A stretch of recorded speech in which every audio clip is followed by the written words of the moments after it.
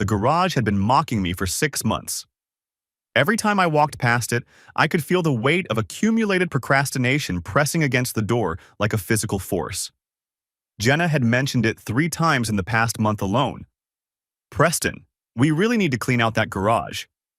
Her voice carrying that particular edge that meant she'd keep mentioning it until I did something about it. But that Saturday in late October, with Jenna at her sister's for the weekend and Lily at a sleepover, I finally ran out of excuses. The house felt too quiet without them, and I needed something to occupy my hands while my mind wandered through the comfortable silence. I started with the easy stuff: broken lawn chairs that had been waiting for repair since the Obama administration, empty paint cans from the bedroom renovation we'd done 3 summers ago, a treadmill we'd used exactly twice before it became the world's most expensive clothes hanger. By mid-afternoon, sweat sticking my t-shirt to my back, I'd worked my way to the back corner where Jenna kept her yoga equipment and the holiday decorations we'd accumulated over 9 years of marriage. That's when I found the bin. It was tucked behind her yoga mat carrier, shoved into the corner like it was hiding, like it wanted to be forgotten. The label read "Winter Decorations" in Jenna's handwriting, but the dust pattern was wrong.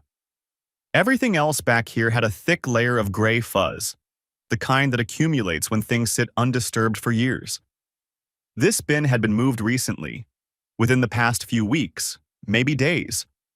My investigator's brain kicked in before I'd even registered what I was seeing.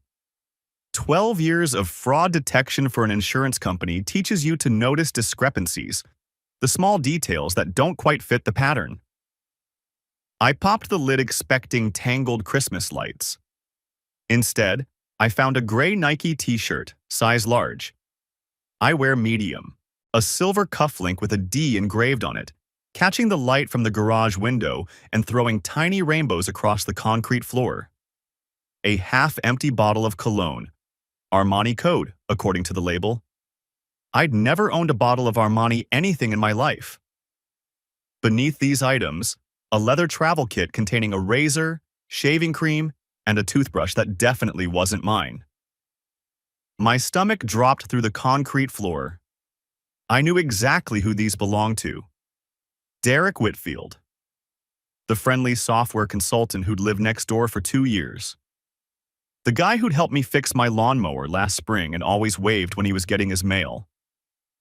The neighbor who'd moved away a month ago without so much as a goodbye.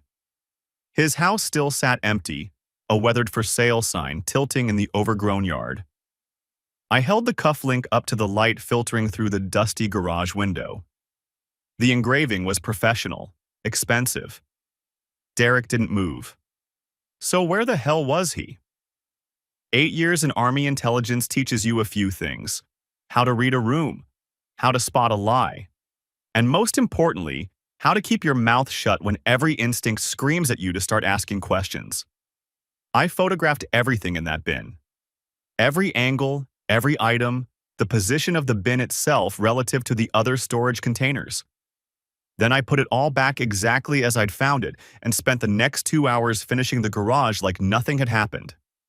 That night, Jenna came home glowing from her sister's place. She kissed me at the door, a quick peck that used to mean something, that now felt like a performance, and launched into a detailed recap of her weekend. You would not believe Bethany's new boyfriend. Total disaster. He showed up to dinner wearing cargo shorts, Preston, and spent 20 minutes explaining cryptocurrency to us like we were children. I told her she needs to raise her standards, but you know how she is. "How is she?" I asked, watching her face carefully. "Oh, still convinced every guy is the one until he proves otherwise. Remember that accountant she dated last year? The one who turned out to be living with his mother at 42? She laughed, and I studied the way her eyes crinkled, the way her hand touched her throat in that familiar gesture she made when she was relaxed and happy. This was Jenna at her most charming, witty, warm, completely at ease. This was also a woman who had hidden another man's belongings in our garage and had been lying to me for God knows how long. "Did you get the garage cleaned out?" she asked, moving past me toward the kitchen. I waited a beat too long to answer. She didn't seem to notice. Made some progress. Still have a few boxes to go through. Well, there's no rush. It's not like anyone ever goes back there anyway. No, I thought. Just you, hiding your lover's things behind the yoga equipment. I watched her pour a glass of wine, open the refrigerator to inspect the leftovers I'd made for dinner. She mentioned nothing about Derek. Not a word. Like the guy had never existed. Later, I lay awake at 2 a.m. listening to her breathe beside me. She slept peacefully, her face soft in the darkness, while I ran probability calculations in my head like I was back in the sandbox analyzing enemy movements. That's when the realization hit me with the force of a physical blow. Jenna hadn't mentioned Derek's name in a month. Not once.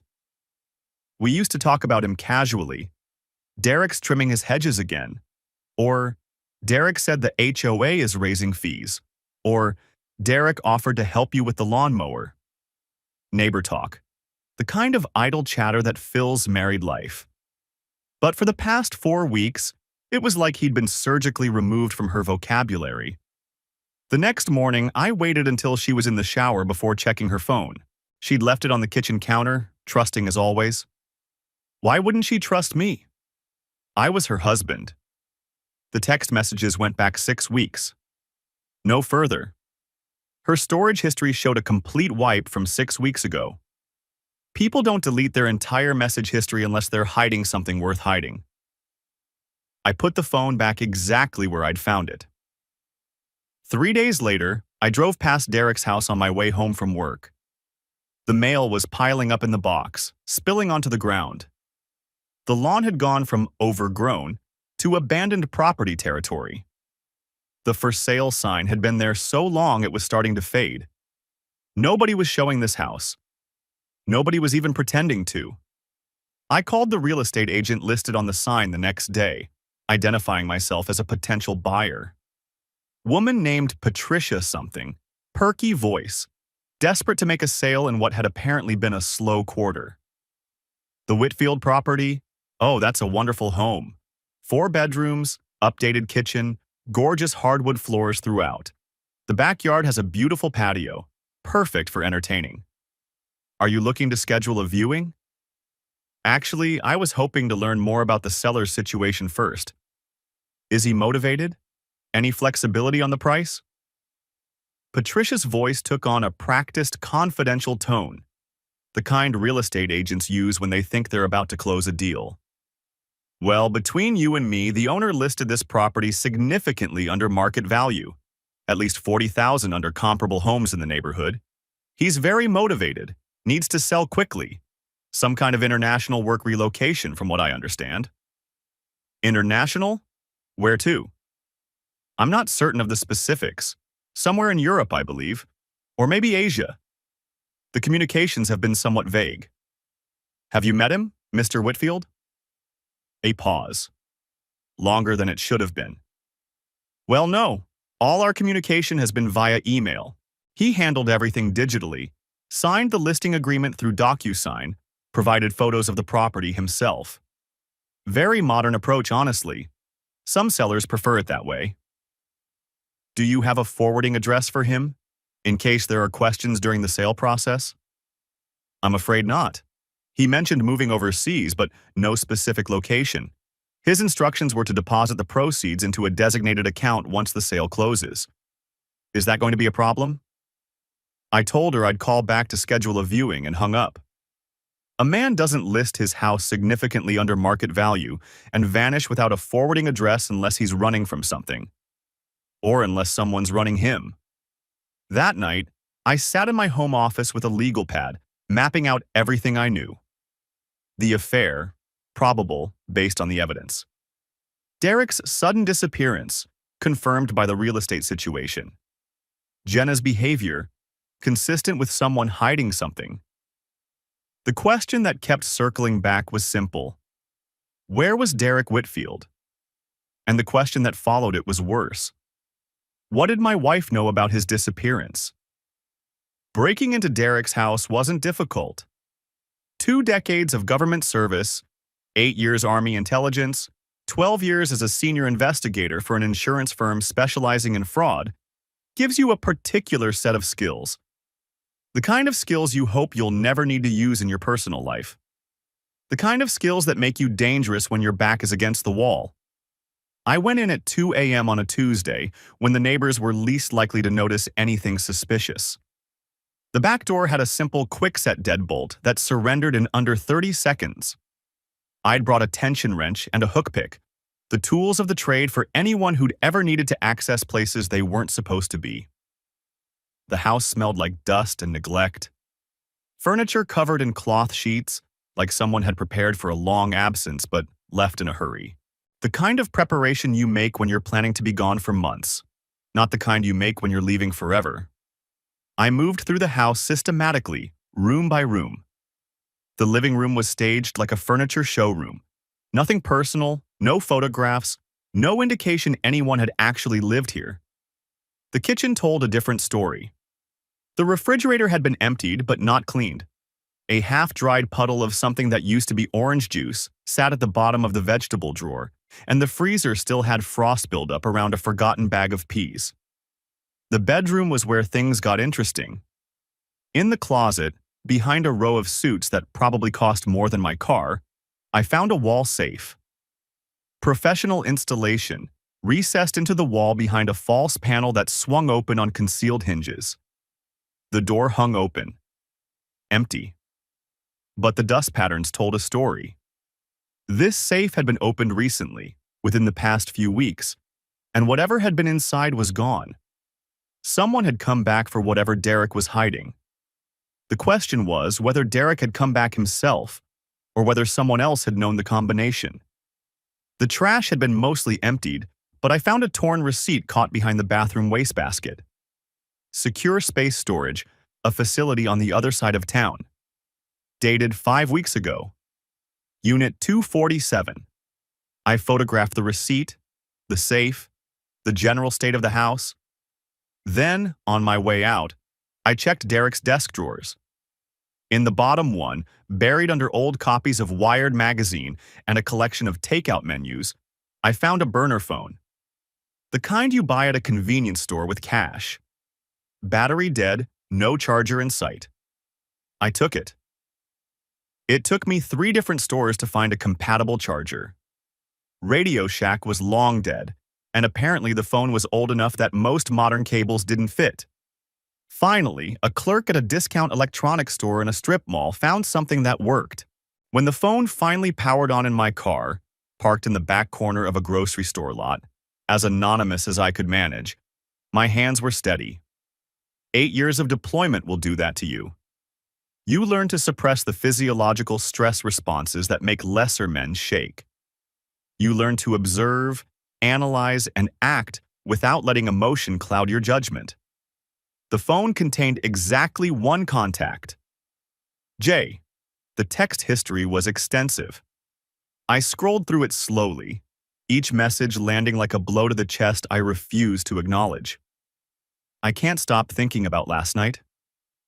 You're the only real thing in my life right now. When can I see you again? I hate going home and pretending. Every time I look at him, I feel like a fraud. That last one hit different. Every time I look at him. That was me she was talking about. Her husband of 9 years. The fraud in her eyes. I kept scrolling. The tone of the messages shifted as I went deeper into the history. Early texts were flirtatious, playful, the dance of 2 people falling into something they knew was wrong. Later, texts grew more serious, more urgent. Is everything okay? You seemed worried last night. I found something. We need to talk. In person. This is bigger than us. I don't know what to do. The messages stopped abruptly 5 weeks ago. The second to last text from Derek read, "We need to talk about what you found. Tonight. Don't tell anyone. I mean it. Anyone." The last text from Jenna, sent 10 minutes later. It's handled. I sat in my car for a long time, reading those 2 words over and over. It's handled. Not, what do you mean? Not, I'm scared, what should we do? Not, let's go to the police. Not even, what about Preston? Just, it's handled. My vision went red at the edges. I closed my eyes and breathed. 4 counts in, 4 counts hold, 4 counts out. The technique I'd learned for staying calm under fire when bullets were flying and men were dying around you. When I opened my eyes, my hands were still steady. My heartbeat was normal. But something had fundamentally shifted inside me. This wasn't a story about a man crying over betrayal. This wasn't a scene from some pathetic domestic drama where the wronged husband begs for explanations and weeps about his broken heart. This was a man realizing his wife might be involved in something far worse than infidelity. What did Jenna handle? Nolan Price and I had served together in Afghanistan. We'd been stationed at a forward operating base in Helmand Province, running intelligence operations in conditions that would make most people's nightmares look like pleasant dreams. He'd saved my life twice. Once from an IED that would have turned me into hamburger if he hadn't spotted the disturbed earth and tackled me into a ditch. Once from a superior officer who wanted to use me as a scapegoat for a botched operation that had killed 2 local informants. When you've bled together, you form bonds that don't break. After we both got out, he'd gone into private investigation work, the kind that operates in the gray areas where official channels fear to tread. The kind that gets results when the law can't, or won't. I called him the next day from a parking garage, using the burner phone I'd taken from Derek's house. Preston Hayes. Well, I'll be damned. His voice was the same, gravel and cigarettes and absolute reliability. Been what, 8 months since we talked? You finally catch someone defrauding the insurance company for something interesting? Or is this a social call? Neither. I need a background check. Deep one. Guy named Derek Whitfield, lived at 447 Maple Drive until about a month ago. Software consultant, supposedly. Supposedly? I could hear the interest sharpening in his voice. Nolan lived for puzzles. What's the story? That's what I need you to find out. Can you meet? For you? Always. There's a bar on 5th and Madison, Flanagan's. Dive joint, but they pour honest drinks and don't ask questions. Tomorrow night, 8 o'clock? I'll be there. 3 days later, Nolan slid into the booth across from me, a manila envelope in his hand, and a look on his face that told me I wasn't going to like what was inside. He didn't bother with pleasantries. That wasn't his style. Your boy Derek Whitfield doesn't exist. I set down my beer. Explain. The social security number is fabricated. Good fabrication. Whoever set this up knew what they were doing, probably paid someone serious money for the work, but fabricated nonetheless. The identity was created 3 years ago, complete with credit history, work references, the whole package. Employment records at a consulting firm that turns out to be basically a shell company. Professional job. Military-grade false identity. Military grade? You mean government? Maybe. Or maybe private sector. There are contractors who do this kind of work for people with enough money. The point is, Derek Whitfield doesn't exist. So who the hell was living next door to you? That's the question. Nolan opened the envelope and spread photographs across the table. Crime scene photos, surveillance images, newspaper clippings. I pulled fingerprints from some items in his house, don't ask how, and ran them through some databases I have access to. Don't ask about those either. He tapped one of the photographs, a headshot of a younger man in a tailored suit. Your neighbor's real name is Elliot Ashford. The name hit me like a physical blow. Everyone in the region knew the Ashford name. Victor Ashford was a real estate mogul with his fingers in half the commercial development in 3 counties, hotels, shopping centers, residential complexes. According to rumors that never quite made it to indictment, he also had connections to organized crime, money laundering, extortion, maybe worse. The kind of man whose enemies had a habit of disappearing. Ashford, As in Victor Ashford? His son. Elliot Ashford has been officially missing for 4 years, presumed dead after a boating accident in Miami. Except apparently he wasn't dead. He was living next door to you, calling himself Derek Whitfield, working as a software consultant, and apparently, Nolan gave me a look that held more sympathy than I wanted to see. Getting very friendly with your wife. Why would Victor Ashford's son fake his own death and hide in suburban anonymity? That's the million-dollar question, isn't it? Nolan leaned back in the booth, nursing his whiskey. There are theories. Word is, Elliot and his father had a falling out about 5 years ago. Something about the direction of the family business. Elliot wanted legitimate. Victor wanted to keep the profitable sidelines. Then Elliot died in a boating accident, and Victor collected on a very large life insurance policy. Except Elliot didn't die? Except Elliot didn't die. Which means either he faked his own death to escape his father, or someone else faked it for him. Either way, he's been running ever since. I absorbed this, turning the pieces over in my mind. And now he's disappeared. Again. Which brings us to the uncomfortable question. Nolan's eyes met mine across the table. Preston, what exactly did this guy do with your wife? And what does she know about where he went? I was quiet for a long moment. The bar noise washed over us. Country music from a jukebox, the crack of pool balls from the back room, the low murmur of people who came here to forget their troubles. That's what I'm trying to figure out. Brother, if Victor Ashford is involved in this somehow, you're not playing in the minor leagues anymore. This guy has connections, serious connections. Police, politicians, possibly federal. He's got a small army of lawyers and an even smaller army of people who make problems go away. You need to be careful. I'm always careful. No, you're always thorough. That's different. Careful means knowing when to walk away. I'll keep that in mind. I didn't intend to walk away from anything. The secure space facility was a maze of corrugated metal units on the industrial side of town. I drove past it twice to get a feel for the layout before parking in a grocery store lot 3 blocks away. Accessing the unit was going to be a problem. It was registered under Derek Whitfield's name, and I didn't have the access code. But Nolan had connections at places like this. Security companies staffed by former military, people who understood that sometimes the official channels weren't the right channels. He got me the access logs within 48 hours. Unit 247 was accessed twice after your neighbor supposedly skipped town, he told me over the phone. First time, 5 weeks ago, the day after those last texts you mentioned. Second time, 2 weeks ago. Same person? Same access code. But here's the thing. The facility has cameras, but they're positioned to cover the main entrance and the office, not the individual unit rows.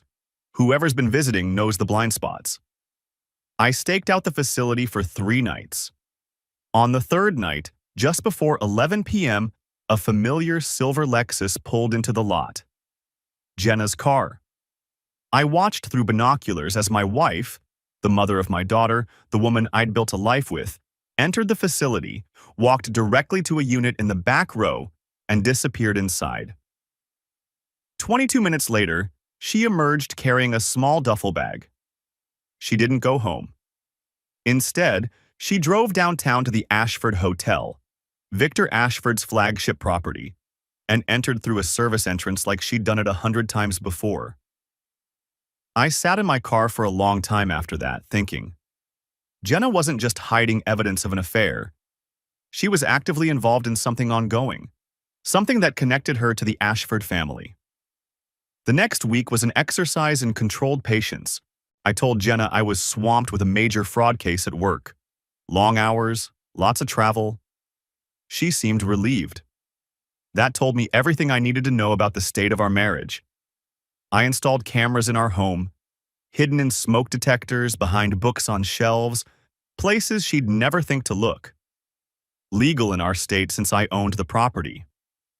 The footage showed nothing incriminating, just Jenna going through the motions of domestic life while I was working late. I hired Nolan to put a GPS tracker on her car. Her movements painted a picture. Work, home, her sister Bethany's place, the occasional shopping trip. Normal suburban wife patterns. Except for Thursday nights, when she drove to an office building downtown and stayed for exactly 90 minutes. The building housed, among other tenants, a private law firm and a regional FBI field office. The FBI. I started digging into our finances. Joint accounts, retirement funds, the usual household money. Everything looked normal.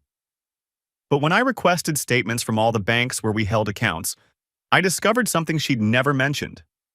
A separate account at a credit union across town, opened 18 months ago.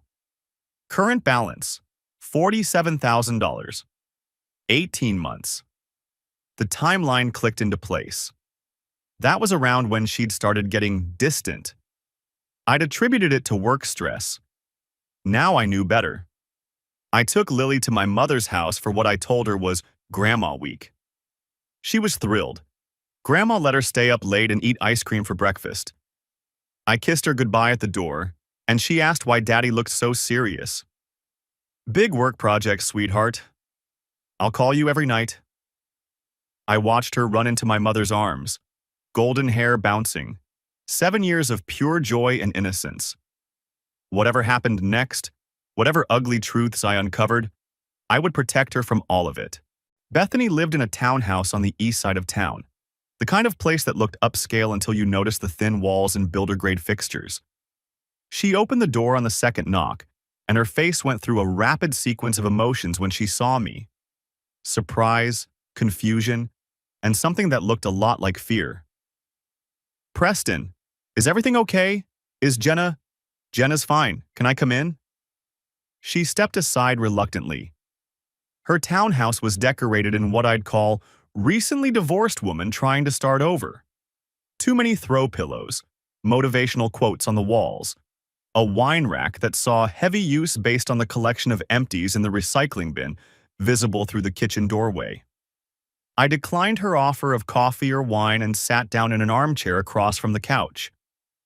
Bethany perched on the edge of a cushion, hands twisting in her lap, looking like she wanted to be anywhere else on earth. "I wanted to talk to you about Derek Whitfield," I said. The color drained from Bethany's face so fast I thought she might pass out. Her mouth opened and closed twice before she managed to speak. "I don't know who—" "Bethany." I let my voice go flat, professional. The voice I used when interrogating fraud suspects who thought they could lie their way out of trouble. "I found his things in my garage. I know about the affair. What I don't know is what happened to him." Her eyes filled with tears. "Preston, you have to understand she's my sister. She made me promise." "Promise what?" "Not to say anything. She said it would ruin everything. That you could never know." "Well, I know now. So the promise is moot. What I need from you is the truth." Bethany's composure crumbled. She grabbed a tissue from a box on the end table and pressed it against her eyes. "She came to me about 2 months ago, maybe 6 weeks.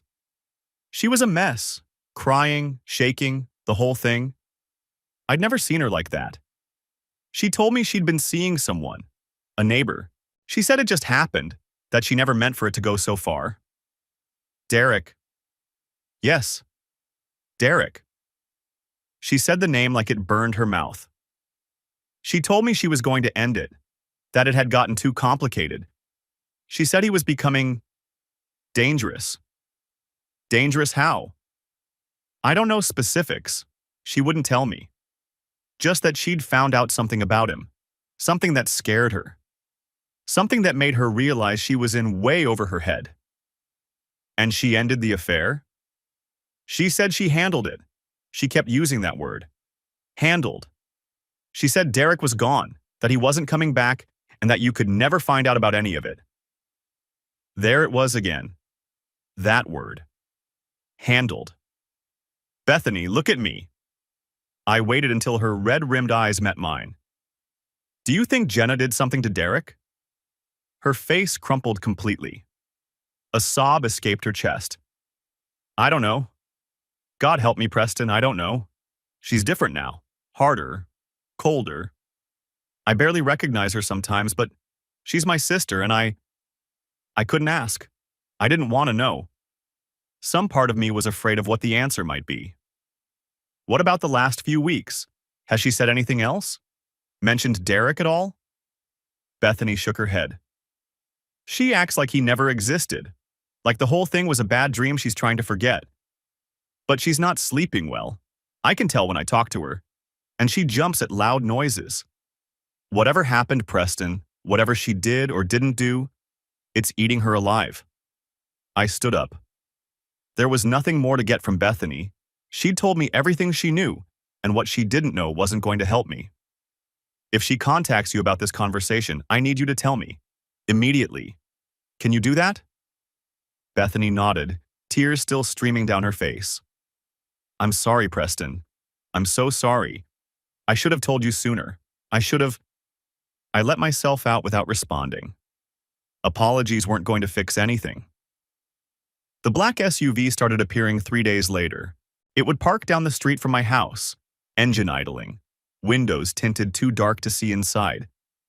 It sat there for hours sometimes, not moving, just watching. It followed me to work twice, hanging back just far enough to seem like coincidence to anyone who wasn't trained to spot surveillance. I wasn't concerned.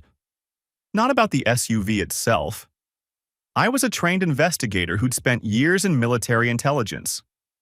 Amateurs following me in a conspicuous vehicle was almost insulting. What concerned me was the message it sent. Someone with resources was taking an interest in my activities. But then came the parking garage. I was walking to my car after work, briefcase in hand, mind running through the day's developments, when two men materialized from between vehicles. They moved with the silent efficiency of professionals, not cops, not ordinary security. Something more dangerous. Big guys, gym-built, wearing suits that probably cost more than my mortgage payment. They positioned themselves to block my path to the car and the exit simultaneously. Classic pincer formation. They'd done this before. Mr. Hayes, one of them said. Eastern European accent, maybe Russian or Ukrainian. Someone would like you to stop asking questions about Derek Whitfield. I stopped walking but kept my posture relaxed. Is that right? It is in your best interest, and the interest of your family. The second man spoke, his accent identical. Your daughter attends Jefferson Elementary, yes? She has dance class on Wednesdays. Your wife drives a silver Lexus. Your mother lives on Oak Street. We know everything about you, Mr. Hayes. Everything. My hands stayed relaxed at my sides, but inside something cold and hard began to crystallize. These men had just made a serious mistake. They'd mentioned my daughter. You can tell your employer that I don't respond well to threats. The first one smiled without humor, showing teeth that had probably cost as much as the suits. That is not a threat, Mr. Hayes. That is advice. Good advice from people who know what happens when this advice is not taken. We have seen it many times. It never ends well for the curious ones. They turned and walked away without looking back. I memorized their faces, their builds, the way they moved. Right-handed, probably armed, military or paramilitary training. Every detail filed away for future reference. That night, after Lily was asleep and Jenna had retreated to our bedroom with a book, my phone rang.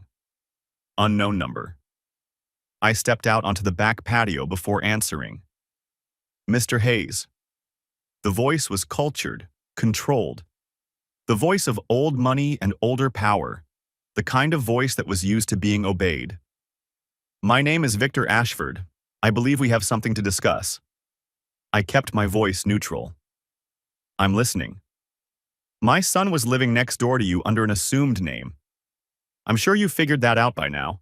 My sources tell me you're quite thorough in your investigations. What you may not have figured out is that he's been missing for over a month. No contact with anyone. Vanished completely. Why are you telling me this? Because I think your wife knows what happened to him. I've been trying to find answers through conventional means, surveillance, careful inquiries, but I'm running out of patience. So here's my proposal, Mr. Hayes, and I strongly suggest you listen carefully. He paused, letting the silence stretch. A negotiating tactic.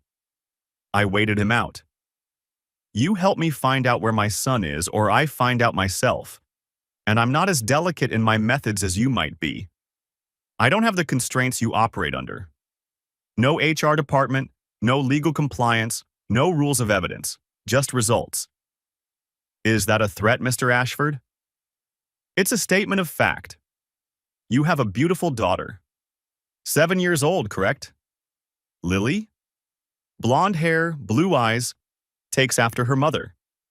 She attends Jefferson Elementary School, walks home on Tuesdays and Thursdays when your wife picks her up late because of those marketing meetings. The ones that run until 6. My vision went red. Genuine, burning red. The kind that precedes violence that men like me are trained to control but never truly escape. I forced myself to breathe. In, hold, out. If you so much as look at my daughter, I'm not threatening your child, Mr. Hayes. Please, I'm not a monster. His voice carried just a hint of offense, as if I'd questioned his manners at a garden party. I'm illustrating how much I know about your life, how easily I could disrupt it. I know where you work, where your mother lives, where your wife gets her hair done. I know about the life insurance policy you took out last year and the savings account you maintain for Lily's education. I know everything about you. What do you want, Ashford? I want my son. I want to know where he is, alive or dead, and I want to know what happened to him. Help me find those answers, and I'll ensure you and your family are well compensated. Generously compensated. The kind of money that changes lives. And if I don't help, then I find the answers myself. And when I do, I'll be considerably less concerned about collateral damage. Your wife is clearly involved in whatever happened to my son. I could have her brought to me for questioning. I could make her tell me what she knows. But that would be messy, complicated, bad for everyone. I'd rather do this civilly, Mr. Hayes. Like gentlemen. He hung up. I sat in the darkness of my back patio for a long time, thinking. Victor Ashford had resources, connections, and absolutely no ethical boundaries. If I didn't find out what happened to his son before he ran out of patience, he would tear my entire life apart to get to Jenna. He'd do it without hesitation, without remorse, and without caring who got caught in the crossfire. But I wasn't going to cower. I wasn't going to beg. I was going to find the truth. And then I was going to use it as a weapon. I called Nolan the next morning. I need everything you can dig up on Victor Ashford. Every piece of dirt, every skeleton, every vulnerability, financial records, business dealings, personal life, all of it. We're going on offense. That's a dangerous game, brother. Ashford has connections you don't want to test. He threatened my daughter. He made it very clear what he's capable of. The only way to beat a man like that is to have something he wants more than revenge, or something he fears more than losing. There was a long pause on the other end of the line.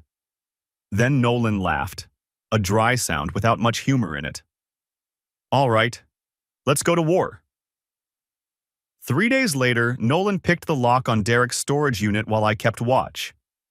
The inside was packed with carefully organized boxes, a laptop, several external hard drives, and, sitting in a fireproof safe that someone had left unlocked, $200,000 in cash. Well, Nolan said, looking at the money, your neighbor was into something heavy. The boxes contained documents, hundreds of pages of financial records, communications, photographs. It took us 4 hours to go through everything, and by the end, my understanding of the situation had completely inverted.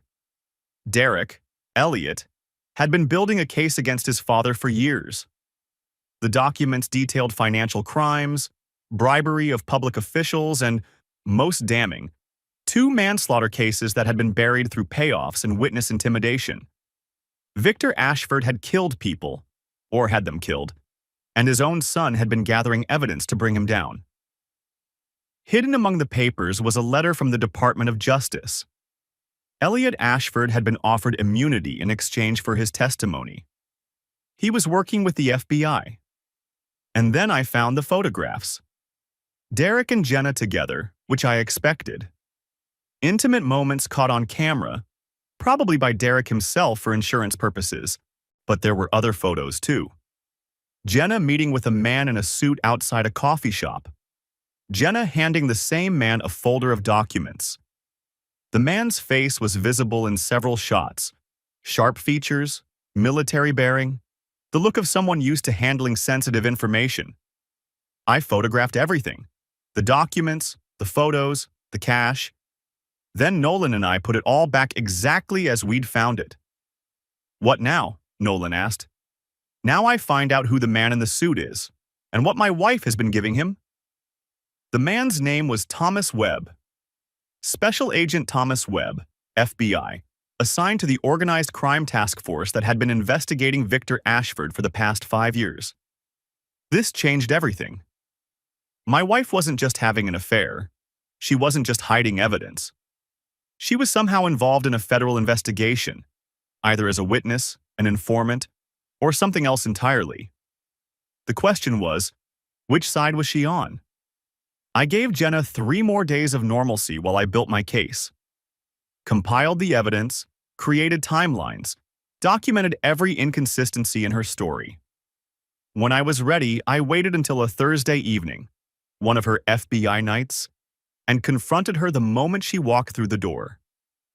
She came in looking tired, keys in hand, already composing her face into the expression of a woman who'd had a long day at work.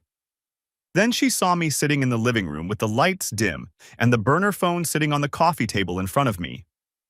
"Sit down, Jenna." "Preston, what?" "Sit down." She sat. I didn't raise my voice. I didn't pace or gesture or any of the theatrical things people do in movies. I just laid out the evidence, piece by piece, like I was presenting a fraud case to a jury.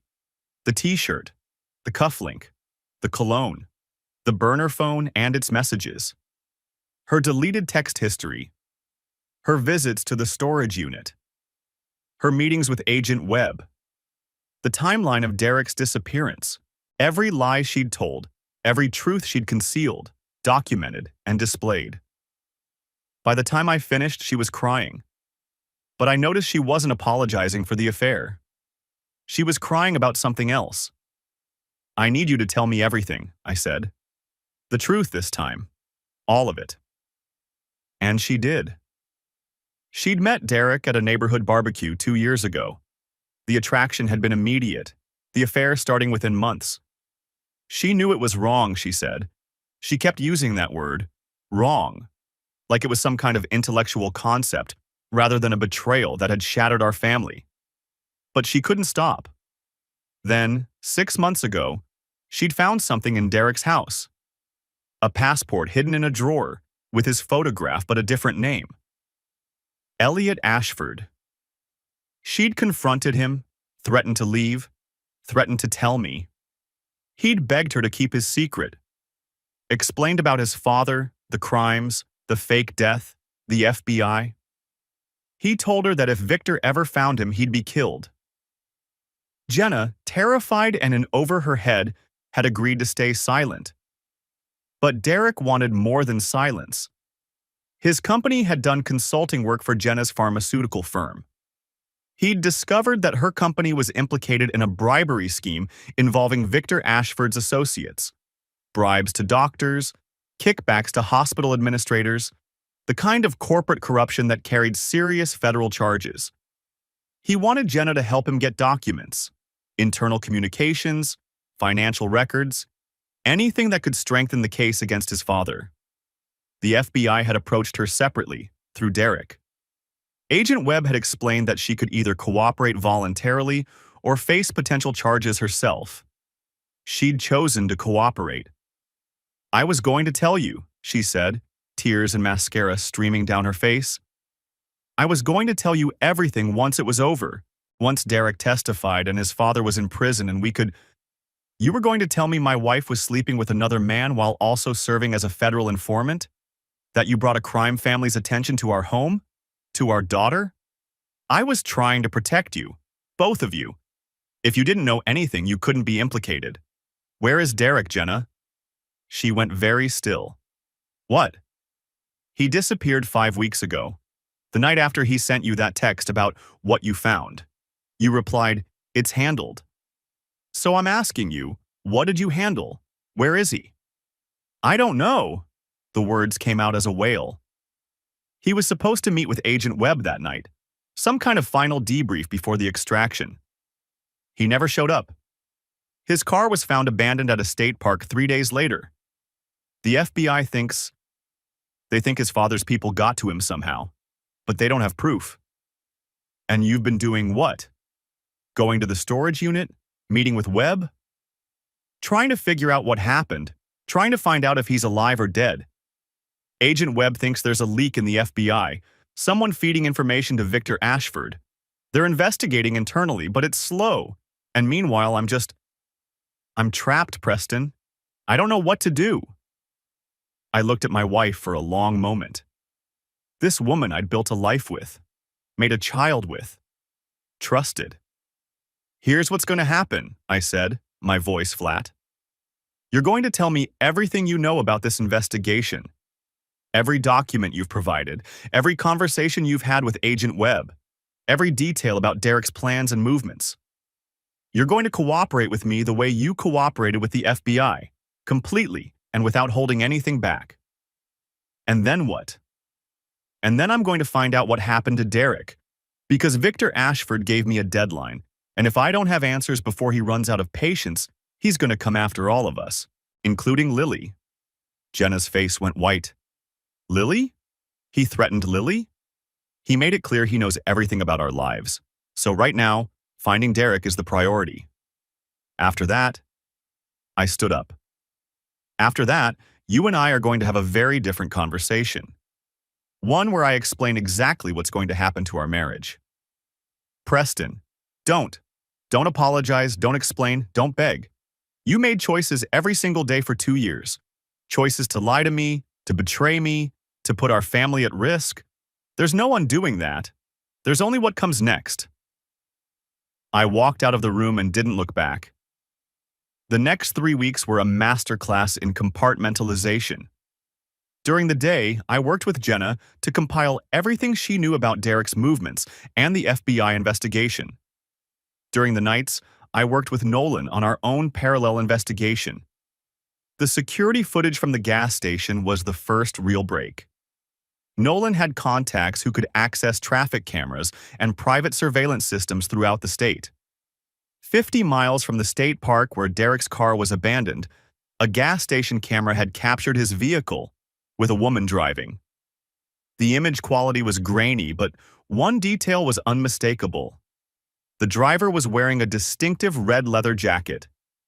I'd bought that jacket for Jenna on our 5th anniversary. It was her favorite. That's not Jenna, Nolan said when I showed him the footage. Look at the proportions. Jenna's what, 5'7"? This woman's at least 3 inches taller. See how her head nearly touches the roof of the car? He was right. The build was wrong too. Broader shoulders, longer torso. Someone was wearing Jenna's jacket to frame her. Derek had a cleaning woman, I said, remembering. Came twice a month. Tall, quiet, Eastern European accent. He called her Eva. Nolan ran the name through his databases. Eva didn't exist, but a woman named Natasha Kovalenko, former employee of a security firm with ties to Victor Ashford, matched the physical description perfectly. Victor had a mole next door all along. Someone watching his son, reporting back, waiting for the right moment. And when that moment came, she'd made sure the evidence pointed at my wife. Natasha Kovalenko was living in a cabin 3 hours north, on property owned by an Ashford shell company. Nolan found her through a combination of financial forensics and what he called enhanced persuasion techniques, applied to some of Victor's lower-level employees, the kind of people who talked when the alternative was worse. I drove up alone on a Tuesday morning, telling Jenna I was following a lead on the FBI investigation. I didn't tell her where or what I expected to find. At this point, I trusted her about as far as I could throw her, which was to say, not at all. The drive took 3 hours through increasingly rural terrain. The last 20 miles were on unpaved roads that twisted through dense pine forests, the kind of place where a person could disappear forever and never be found. That, I realized, was probably the point. The cabin itself was isolated, surrounded by pine trees, accessible only by a single dirt road that I could see for half a mile in either direction. Anyone approaching would be visible long before they arrived. I parked a half-mile out and approached on foot, using the forest for cover. 8 years of Army training, and I'd never expected to use it for something like this. Stalking through American woodland with a concealed carry weapon and a very personal mission. The front door was reinforced steel, but the back window had a simple latch lock. An oversight, probably. Or maybe just arrogance. I slipped inside and let my eyes adjust to the dim interior. The cabin smelled like stale food, unwashed bodies, and fear. The kind of smell that soaks into walls and never quite comes out. Kitchen to my left, living area to my right, stairs leading down to what was probably a basement. I found him down there. Derek, Elliot, was chained to a support beam, sitting on a concrete floor stained with things I didn't want to identify. Rust-colored patches that could have been old paint but probably weren't. He was thinner than I remembered, his face a swollen mess of bruises in various stages of healing, yellow and green and fresh purple. But his eyes were alert when they found mine, tracking my movement with the wariness of a trapped animal. Hayes? His voice was a croak, dry and broken from screaming or disuse or both. How the hell did you… Long story. Are you alone here? She left this morning. Natasha. Goes into town for supplies, usually comes back around 6. He coughed, a wet, ugly sound that suggested damaged ribs. They've been interrogating me, trying to find where I hid the evidence, the documents, the recordings, everything I gathered against my father. Did you tell them? A ghost of a smile crossed his broken face. I've been beaten by professionals before. My father made sure of that growing up. This is nothing I haven't survived. I never told them about the storage unit. I knelt beside him and examined the chains. Heavy-duty padlocks, industrial grade, nothing I could pick quickly. I need to get you out of here. Listen to me first. His hand gripped my wrist with surprising strength, desperation lending him energy he shouldn't have had. Your wife didn't betray me. I know you probably think she did. I know how it must look. But she didn't. This was all Victor's doing. He had someone inside the FBI feeding him information, a mole in the task force. That's how he found me. I know about the leak. Then you know it wasn't Jenna. She was trying to help. She was scared, terrified, honestly, way over her head in something she never should have been involved in. But she was trying to help. The frame job, the jacket, the timing, making it look like she drove my car, that was all Natasha. Victor wanted to kill 2 birds with 1 stone. Get rid of me and set up Jenna to take the fall. No loose ends, no witnesses, just a dead son and a convenient scapegoat. Why would he want to frame Jenna specifically? Because she knows things. Her pharmaceutical company was involved in the bribery scheme. They paid off doctors and hospital administrators through Victor's network. If Jenna testifies about that, it's another nail in his coffin. But if she's arrested for my murder, convicted of killing her lover, her credibility as a witness is destroyed. Victor walks away clean. I absorbed this, filing it away for later analysis. Right now, getting Derek out was the priority. I found bolt cutters in a tool shed outside and freed him from the chains. He could barely walk. Something was wrong with his right leg, probably a knee injury from the beatings. But he could move, and that was enough. I half carried him up the stairs, through the cabin, and out to the tree line. "There's something else," he said, as I helped him through the forest toward my car. "Recordings. I had a device hidden in the basement. Tiny, looked like a screw in the wall. Recorded everything Natasha said while she was interrogating me. Names, dates, details about what Victor ordered. She was bragging about it. Thought I was too broken to matter anymore. That recording is your insurance. That's what's going to put Victor away. I'll come back for it. Don't. Call Agent Webb. The real one, not the mole. Tell him about the cabin, about Natasha. She'll come back tonight, and when she does, the FBI can take her. She'll flip on Victor to save herself. People like her always do." I drove him to a hospital 40 miles away, using cash and a fake name to check him in. Then I called Agent Webb. The FBI raid on the cabin made national news. Natasha Kovalenko was arrested attempting to flee through a back window, carrying a bag packed with cash and a fake passport. Within 24 hours, she'd agreed to cooperate with prosecutors in exchange for reduced charges. Victor Ashford was arrested at his office 3 days later. 47 federal charges: racketeering, kidnapping, attempted murder, obstruction of justice, witness tampering. The evidence from the storage unit, combined with Derek's recordings and Natasha's testimony, built an airtight case.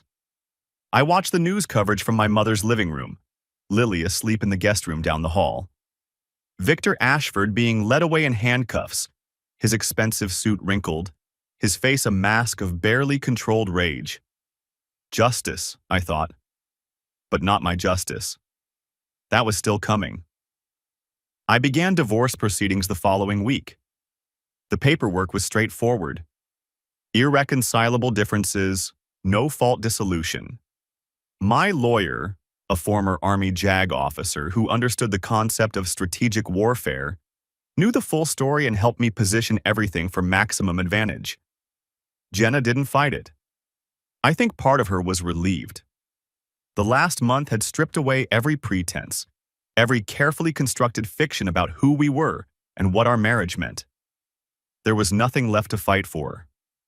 But I wasn't satisfied with a simple divorce. Jenna had brought chaos into my home, endangered my daughter, and lied to me for 2 years. She needed to understand the consequences of those choices. The leak to her company's board happened 3 weeks after Victor's arrest. An anonymous source, Nolan was very good at covering his tracks, provided documentation of Jenna's FBI cooperation, along with details about her testimony regarding questionable marketing practices. Her pharmaceutical company had been working hard to distance themselves from the Ashford scandal. A direct connection through a mid-level executive was unacceptable. She was terminated within 10 days. Her severance package went entirely to legal fees for the employment dispute. The non-compete clause in her contract effectively blacklisted her from the industry. The story about her affair spread through our social circle organically. I didn't have to do anything. The news coverage of Victor's arrest mentioned a neighborhood connection to the key witness, and people talked. Friends we'd known for years suddenly stopped returning her calls. Invitations dried up. The support network she'd relied on for a decade evaporated like morning dew. The custody hearing was almost anticlimactic. My lawyer presented evidence of Jenna's pattern of deception and involvement in dangerous circumstances. Her lawyer, a public defender, since she could no longer afford private representation, did his best, but the facts were the facts. I was awarded primary custody of Lily. Jenna got visitation rights, every other weekend, alternating holidays. Standard divorced parent arrangements. On the day she moved out of our house, the house I would be keeping, along with most of our assets, she stopped at the door and turned to look at me. "Do you hate me?" I considered the question. I'd spent 2 months preparing for this moment, imagining what I'd say, how I'd make her understand the magnitude of what she'd done. "Hate would require me to care," I said finally. "I spent 9 years building a life with someone who didn't exist. You made a choice every single day to lie to me. You made a choice to betray our marriage. You made a choice to put our daughter at risk. Now you get to live with those choices. Alone. She opened her mouth to say something else, but I closed the door before she could speak. I didn't watch her drive away. 6 months later, Lily and I were settled into our new normal. I'd transferred her to a school closer to my mother's house, built a routine that revolved around homework help and soccer practice and Sunday dinners at Grandma's place. The nightmares had mostly stopped. For a while, I'd dreamed about the cabin, about what would have happened if I'd arrived a day later, a week later, not at all. About Lily growing up with a mother in prison for a murder she didn't commit.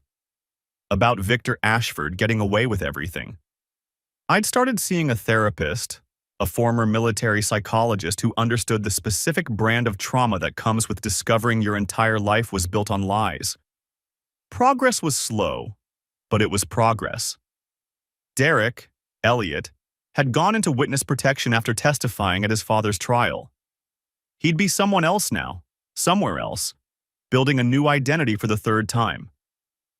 Before he left, he'd asked to meet with me one last time. We sat in a coffee shop near the federal courthouse, both of us looking over our shoulders out of habit. "I'm sorry," he said. "Not just for Jenna, although that too, but for all of it. You got dragged into something you never asked for, and you handled it better than anyone I've ever met. You were hiding from people who wanted to kill you. I understand why you did what you did. That doesn't make it right." "No," I agreed. "It doesn't. But I don't need revenge on you. Your father's in prison. You're going into hiding forever. You'll never have a normal life. Never settle down, never stop looking over your shoulder, never really trust anyone again. That's enough." He nodded slowly. "For what it's worth, I hope you find someone who deserves you. You're a good man, Preston Hayes. Take care of yourself, Elliot." We shook hands. I never saw him again. The trial took 8 months. Victor Ashford's lawyers tried every trick in the book: procedural challenges, character assassination, even a temporary insanity defense that got laughed out of court. In the end, the evidence was overwhelming. The jury deliberated for less than 6 hours. Guilty on all counts. Victor was sentenced to life without parole. His real estate empire was seized under RICO statutes, his assets frozen, his legacy destroyed. The newspapers called it the end of an era. I didn't attend the sentencing. I didn't need to. By then, I'd moved on. Lily and I were having dinner on a Tuesday evening when my phone buzzed. A text from Nolan. "Victor Ashford denied bail on appeal. It's really over."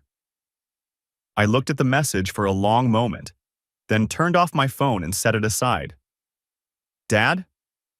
Lily looked up from her spaghetti. "Who was that?" "Nobody important, sweetheart. Just work stuff." She nodded, accepting this as 7-year-olds do. Then her face brightened with a new thought. "Dad, can we get a dog?" I looked at my daughter, her mother's eyes, but my stubborn chin, my tendency to ask direct questions and expect direct answers. She'd been through more upheaval in the past year than most kids experience in a lifetime, and she'd handled it with a resilience that constantly amazed me. Jenna had weekend visitation rights, but Lily was increasingly reluctant to go.